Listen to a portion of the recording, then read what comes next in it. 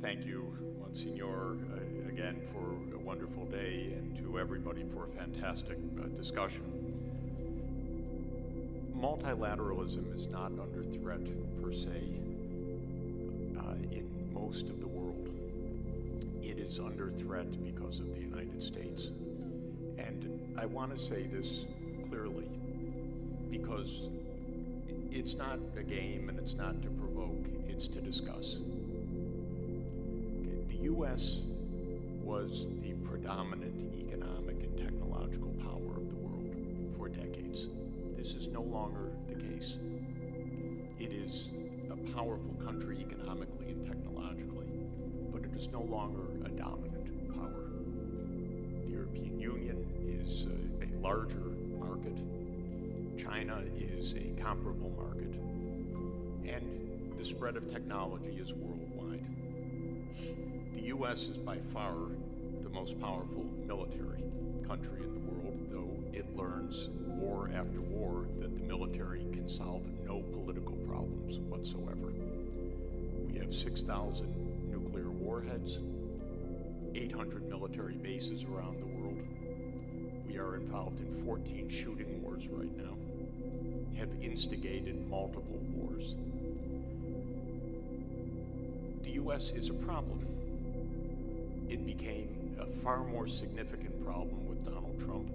He may or may not be president after November, but the U.S. became vastly more complicated for the world since 2017. These are not polite things to say.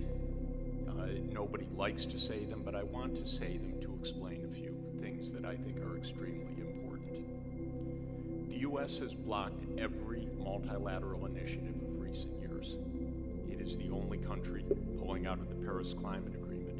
It is the only country that pulled out of the JCPOA agreement with Iran. There is not a China-U.S. trade war. There is a U.S. trade war on China. That is different.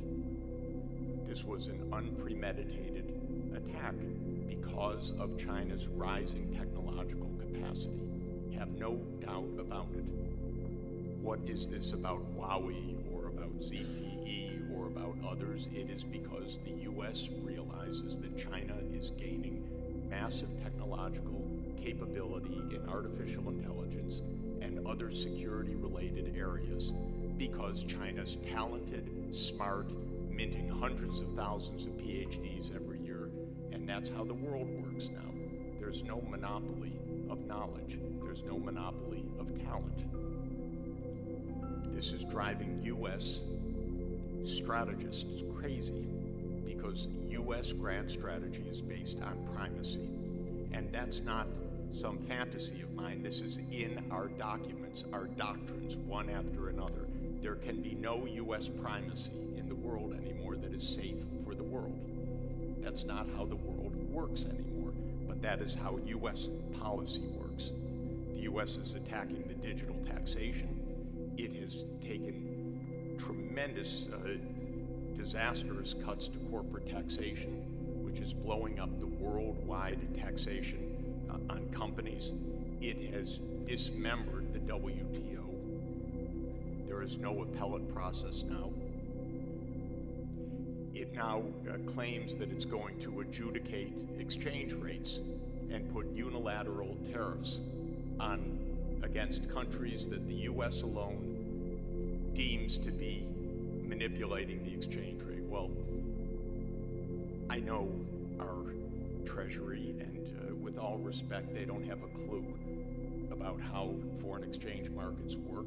This is, of course, pure politics, top to bottom. It has nothing to do with anything meritorious other than the idea of temporary advantage in some geopolitical contest and context.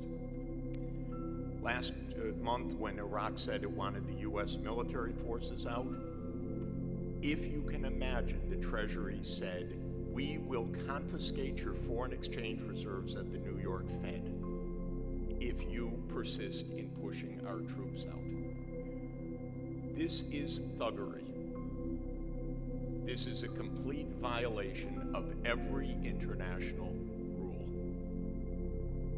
This is truly what we are facing. And I'm sorry to say it, it's my country, I'm not very happy to say it. But this is an imperial power in decline.